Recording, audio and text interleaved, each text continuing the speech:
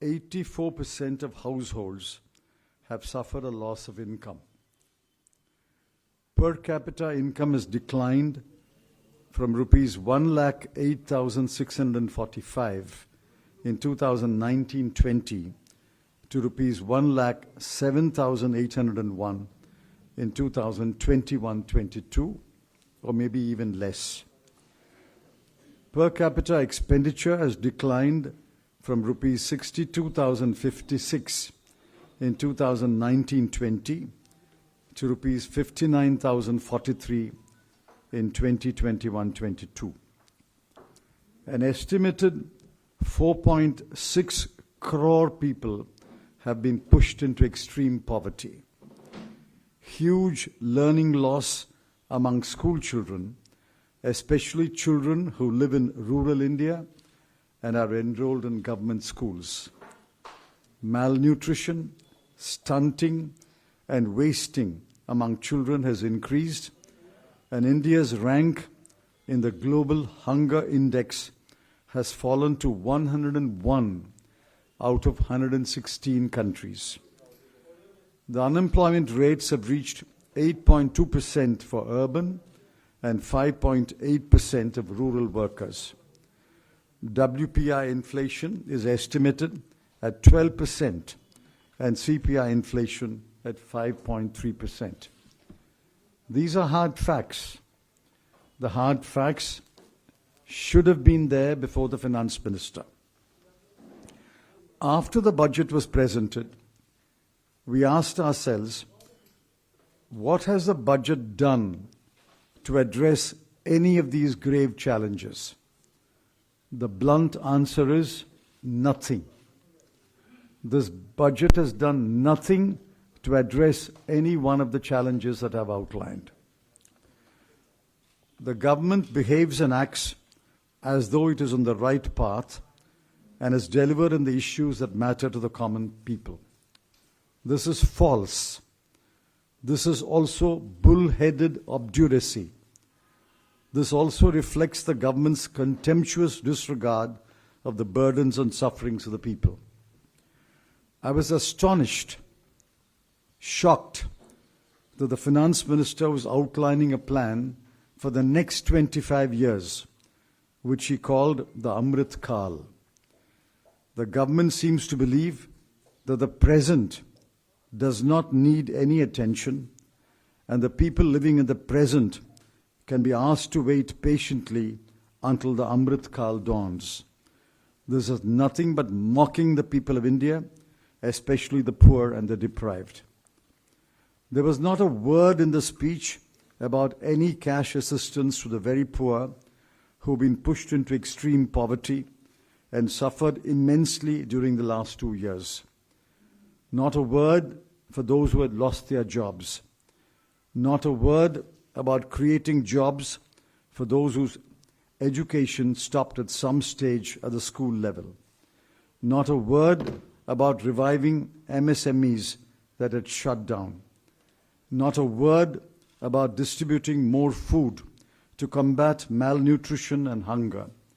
Not a word about cutting indirect taxes, especially GST, to contain inflation and bring down the prices of goods. And not a word about giving tax relief to the tax-paying middle class or the tax-bearing head of a household. By any standard, today's budget speech was the most capitalist speech ever read by a finance minister. The FM has mastered the jargon of capitalist economics. Read her speech again. Count the number of times she used the words digital, portal, IT-based, paperless, database, ecosystem, global, Atmanirbhar. The word poor occurs only twice in paragraph 6, and we thank the FM for remembering that there are poor people in this country. There are worrying macroeconomic indicators. Top of the list is that the fiscal deficit for 2021-22 has overshot the target of 6.8%, and is estimated at 6.9%. For the next year, it will be 6.4%. That is insufficient correction if the goal is to reach 4% 3 years hence by 2025-26. The financing of the fiscal deficit is also a matter of concern. 70% of the FD in 2022-23 will be financed by market borrowing as against 55% in the current year, crowding out private sector borrowing. The worry from the welfare angle is greater. Every key subsidy has been slashed. I repeat it, every key subsidy has been slashed. I'm reading the figures for the current year, 21-22, and the next year, 22-23. Petroleum from 6,517 crore to 5,813 crore. Fertilizer from 1,40,000 crore to 1,05,000 crore. Food, 2,86,219 crore rupees to 2,06,481 crore rupees. The outlay for agriculture and allied activities from 4.3% of GDP to 3.84% of GDP. Crop insurance from 15,989 crore to 15,500 crore. Maganrega from 98,000 crore to 73,000 crore. The total subsidy bill has been cut by a humongous 27%. This is the most unkindest cut in this budget. The finance minister may have forgotten the poor, but the poor have long memories. The next worry is about raising more resources. The FM is betting on heavy market borrowing, an increase in corporate tax by 85,000 crore, personal income tax by another 85,000 crore, and GST by 1,05,000 crore. There is not a word about raising more resources from the rich, especially the very, very rich 142 persons whose wealth in the last 2 years has increased from 23 lakh crore to 53 lakh crore. You will ask me, no doubt, if there is not any aspect of the budget that I welcome. There is a short list of 3. 1, the FM has promised capital expenditure of 7,50,000 crore in 22-23 as against a revised estimate of 6,02,711 crore in 21-22, and I welcome it. 2, the FM has promised an additional borrowing of 1 lakh crore rupees to the states free of interest. I welcome that. The budget speech was mercifully shot at 1 hour and 30 minutes, and I welcome that most heartily. Parliament may vote this budget because the ruling party is a brute majority in the Lok Sabha, but the people will reject this capitalist budget. Thank you, sir. Very, very briefly, आपने पूरा बयान जो आदरणीय चिदम्बरम साहब ने कहा वो पढ़ा, और एक विशेष बात उन्होंने कही,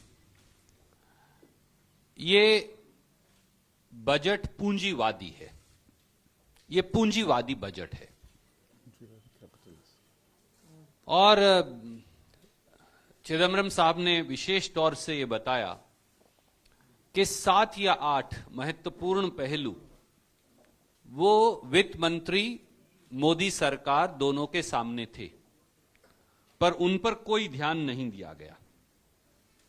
भारत की अर्थव्यवस्था 2019-20 के स्तर पर आज भी सरकार के मुताबिक है, तो 2 साल खत्म हो गए तरक्की के। उन्होंने ये भी बताया कि करोड़ों नौकरियां चली गई, 60 लाख छोटे उद्योग खत्म हो गए, 84% घरों की आय टूट गई, प्रति व्यक्ति आय 1,08,000 से कम होकर 1,07,000 हो गई, प्रति व्यक्ति खर्च 62,000 से कम होकर 59,000 रह गया। 4.5 करोड़ 60 लाख लोग गरीबी रेखा से नीचे धकेल दिए गए। पढ़ने वाले बच्चों का, खासतौर से गरीब और ग्रामीण अंचल में, उनका भविष्य अंधकार में चला गया। जिस प्रकार से मैल न्यूट्रिशन में देश 116 मुल्कों की सूची में 101 नंबर पर पहुंच गया। बेरोजगारी शहरों में 8% पार कर गई और गांव में 6%। और जो मुद्रास्फीति है, महंगाई जो है, वो 12% को पार कर गई और कंज्यूमर प्राइस इन्फ्लेशन भी 6% को पार कर गई। इसलिए इस बजट का सार अगर देखें तो इस बजट का सार है कुछ नहीं, नथिंग। ये इस बजट का सार है। और विशेष तौर से ये बजट और वित्त मंत्री जी ने जिस प्रकार से ये पेश किया, ये वित्त मंत्री और सरकार के जिद्दीपन, उनकी कठोरता और उनकी निर्दयता का सूचक है, उसे दर्शाता है।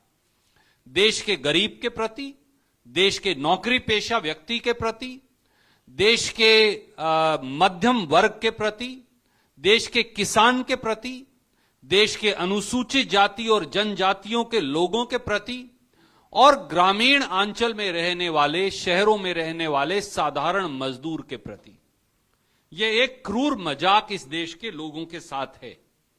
गरीब की मदद के लिए एक शब्द बजट में नहीं है, रोजगार सृजन के लिए बजट में एक शब्द नहीं है, महंगाई पर नियंत्रण के लिए बजट में एक शब्द नहीं है, गरीब तक पैसा पहुंचाने के लिए बजट में एक शब्द नहीं है, बजट में किसी वर्ग को टैक्स रिलीफ देने के लिए एक शब्द नहीं है। लोक कल्याण को जैसे रद्दी की टोकरी में फेंक दिया गया हो। मैं खास तौर से चिदम्बरम साहब ने आपका ध्यान आकर्षित किया कि हर प्रकार की राहत और मदद यानी सब्सिडी में कटौती की गई। पेट्रोलियम प्रोडक्ट्स की, जो आज सबसे ज्यादा महंगाई का कारण है, पिछले साल के बनिस्बत 704 करोड़ रुपया कटौती हुई। किसान की खाद में के सब्सिडी में 35,000 करोड़ की कटौती हुई। गरीब को मिलने वाले राशन की दुकान पर भोजन में 80,000 करोड़ की कटौती हुई। किसान की क्रॉप इंश्योरेंस स्कीम में 500 करोड़ की कटौती हुई। यहां तक कि मजदूर की नरेगा स्कीम के अंदर भी 25,000 करोड़ रुपया काट लिया गया। 27% इस देश में गरीब, साधारण और मध्यम वर्ग को मिलने वाली राहत में कटौती की गई, जो अपने आप में एक निर्दयी पूर्ण निर्णय है। शायद पूंजीवादी और पूंजीपति जो इस सरकार के मित्र हैं वो तो माफ कर दें, पर इस देश का गरीब और मध्यम वर्ग भारतीय जनता पार्टी की इस मोदी सरकार को कभी माफ नहीं करेगा। बजाय इसके कि गरीबों को राहत दी जाए, बजाय इसके कि बहुत अमीर 142 लोग जो हैं, जिनकी पूंजी 23,14,000 करोड़ से बढ़कर 53,16,000 करोड़ हो गई, उनसे अपनी पूंजी साझा करने के लिए कहा जाए।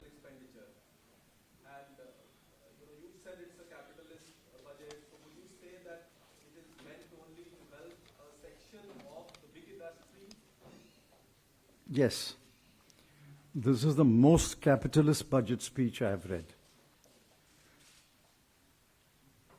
Now, corporate tax alone, Finance Minister expects an increase of 85,000 crore.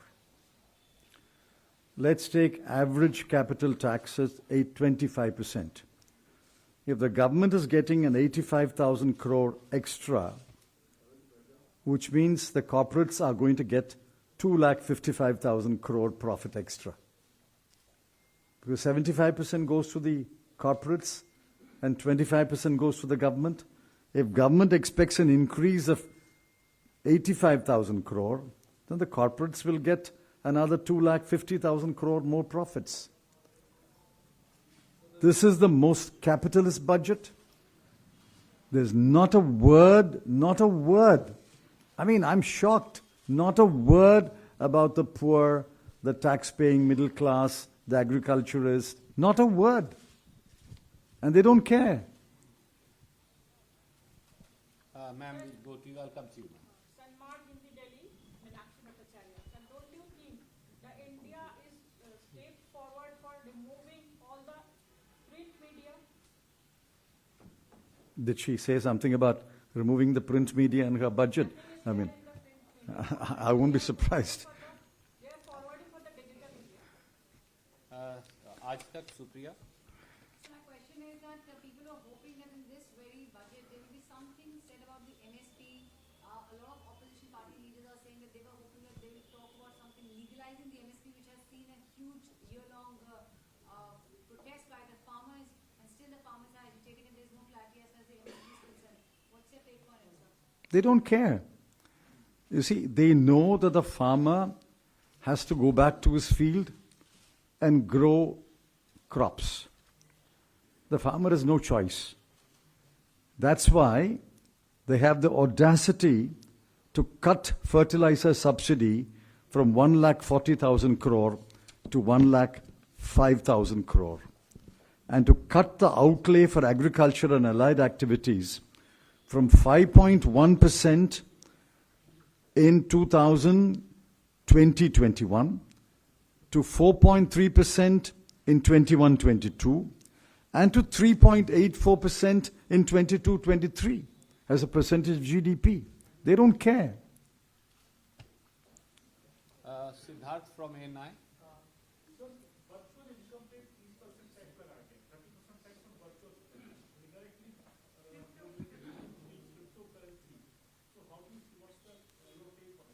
That's obviously at the behest of the very rich people in this country.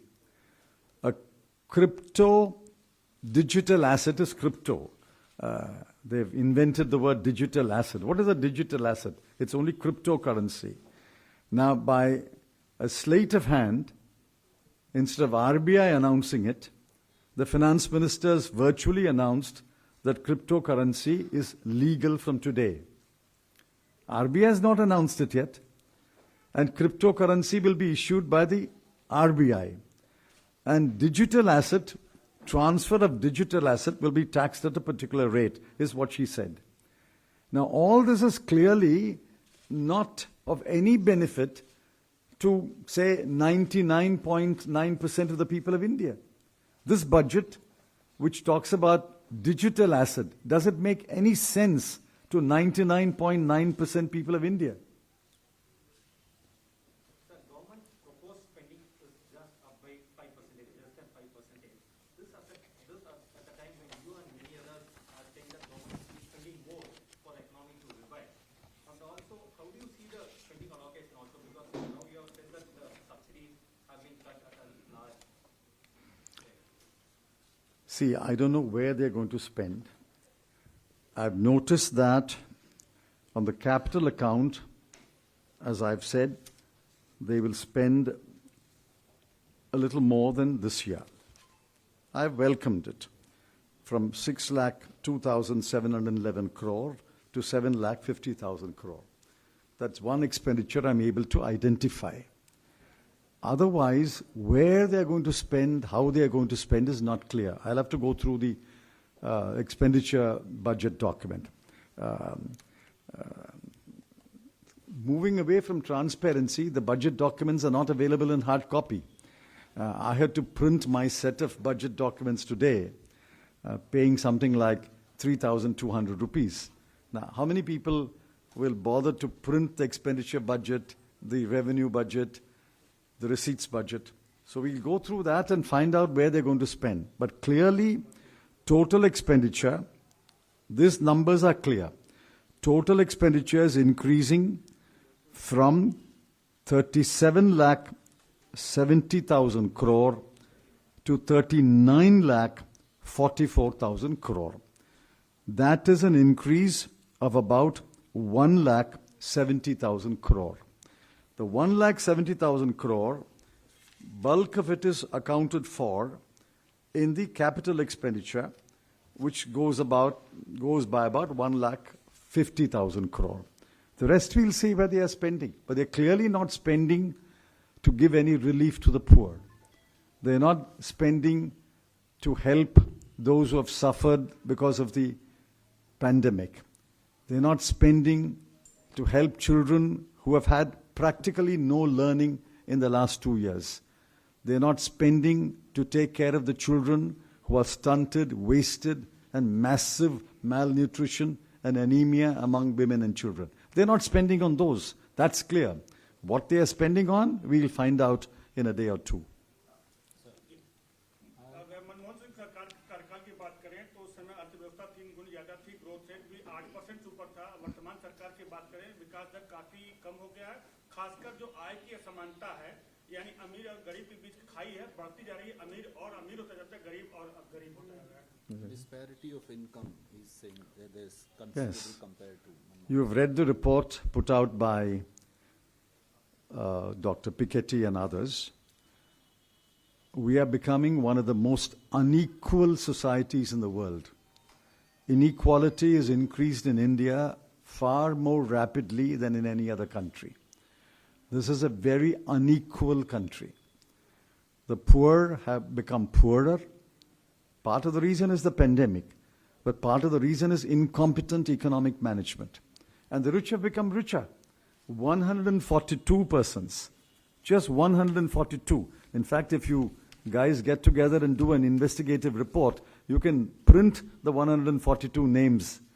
142 persons have increased their wealth in the last 2 years from 23 lakh crore to 53 lakh crore.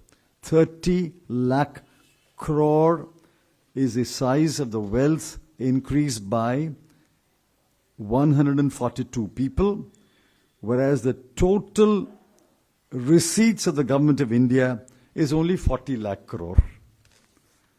The total receipts of the government of India is 40 lakh crore. And these 142 people have increased their wealth by 30 lakh crore. Very soon, the increase in their wealth will be greater than receipts of the government of India. Gautam? Can you list out 2-3 sectors which require immediate intervention or assistance of the government, but have been completely overlooked in this budget? Immediately, they should have addressed the problems of agriculture. Input prices are going up. Transport cost is going up because of fuel costs. And therefore, they should have addressed why are farmers producing more and more, yet many of them are extremely poor. They are as poor as they were 20 years ago, 30 years ago. Our agricultural production has increased several fold, but the farmer remains poor. Therefore, they should have addressed the question of agriculture, brought down the cost of cultivation so that the farmer is left with more surpluses. Today, the farmers practically left with no surplus. The farmers left only with debt, number one. Number two, they should have addressed the question of children. Children are our wealth. Children have learnt nothing in the last 2 years except a small number of urban children who have access to devices. Bulk of the children have had no learning at all in 2 years, no teaching at all in 2 years. And many of them are stunted and wasted because growing hunger, growing malnutrition. They should have addressed the problems of our children. Now, these are two things that come to the top of my mind. But the most important of the lot is jobs.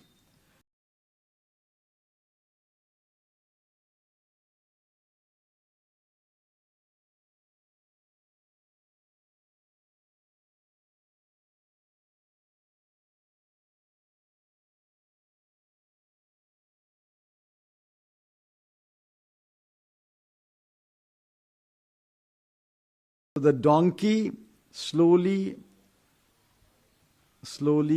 deteriorated, and became an insect.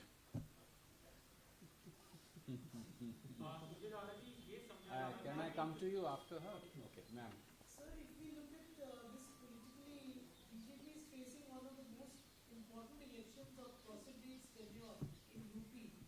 here the finance minister is addressing the budget to just 1.1% of the people. And on top of that, they've cut subsidies and, like you said, nothing for agriculture. So what is the reason? I mean, how are you looking at their mindset? Are they super confident or have they given up on you? I believe that they are not going into an election based on the record of performance. They are not going to election on the basis of the assurances and reassurances to the people. They are simply going to the election on the basis they can divide Indian society into Hindus and non-Hindus and capture the bulk of the Hindu vote. It's simply a cold, clever calculation that religion and Hindutva will propel us back to power. The people, the farmers, families with children, families who have debt, families who have lost jobs, families who have lost incomes, they must wake up and say, hey, what's going on here? What's going on here? My children are hungry. I don't have any surplus at all. I've lost my job. I've lost my income. Fertilizer prices are going up. Power costs are going up. Fuel costs are going up. What's going on in this country? And hold the BJP responsible. I sincerely hope after this budget, people will wake up to the reality of the BJP. I'm going to come to you.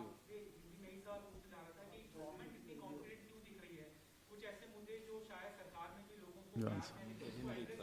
Your answer.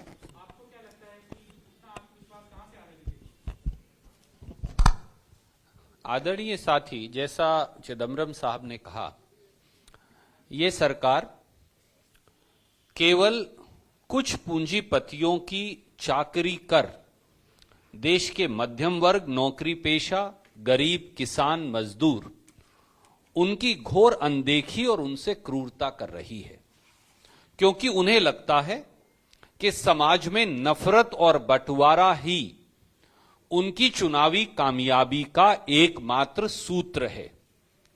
जनता की सेवा नहीं, जनता को राहत नहीं, किसान, गरीब, मजदूर, युवा, बच्चे, महिलाएं, अनुसूचित जाति, जनजाति के लोगों की मदद नहीं, केवल और केवल धार्मिक और जातीय ध्रुवीकरण ही उनका एकमात्र रास्ता है। हमें यह विश्वास है कि इस देश के हर जाति, हर धर्म, हर क्षेत्र के लोग आगे बढ़कर मणिपुर से, गोवा से, पंजाब, उत्तर प्रदेश, उत्तराखंड, वो मौजूदा सरकारों से सवाल पूछेंगे कि उनकी आय, उनकी जिंदगियां, उनके रोजगार, उनका कल्याण इस सरकार ने क्रूरता से क्यों छीन लिया और केवल बंटवारा और नफरत ही क्यों सत्ता में बैठे हुक्मरानों का एकमात्र रास्ता बन गया।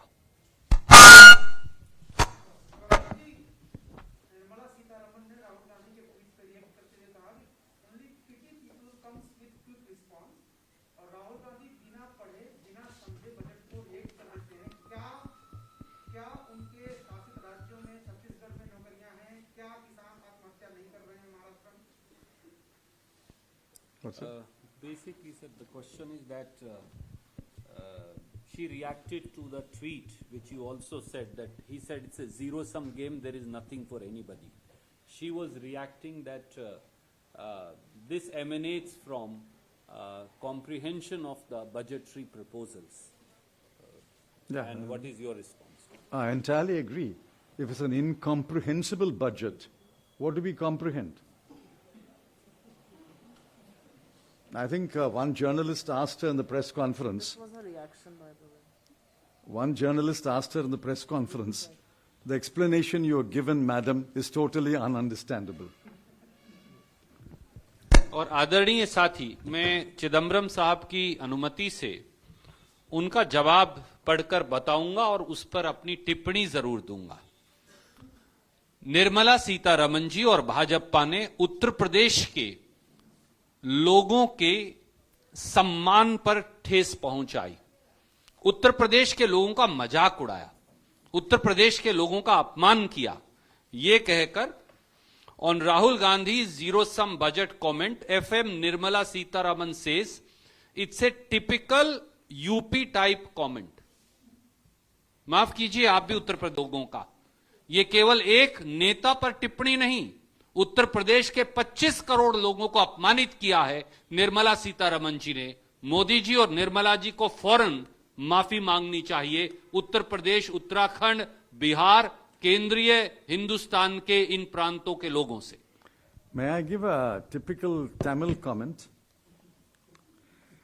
Zero cash assistance, zero for those who lost their jobs, zero for those who are looking for jobs, zero for MSMEs, zero for those who are suffering from malnutrition and hunger, zero for those who suffer from inflation. So 0 plus 0 plus 0 plus 0 plus 0 plus 0 can only be a zero sum. नमस्कार, मैं हूं मानक गुप्ता। अगर आपको हमारा ये video पसंद आया हो तो इसे लाइक और शेयर जरूर करें, और हां, हमें सब्सक्राइब और फॉलो करना ना भूलें ताकि आप देश और दुनिया की कोई खबर मिस ना करें। तो जुड़े रहिए हमारे साथ और देखते रहिए न्यूज़ 24।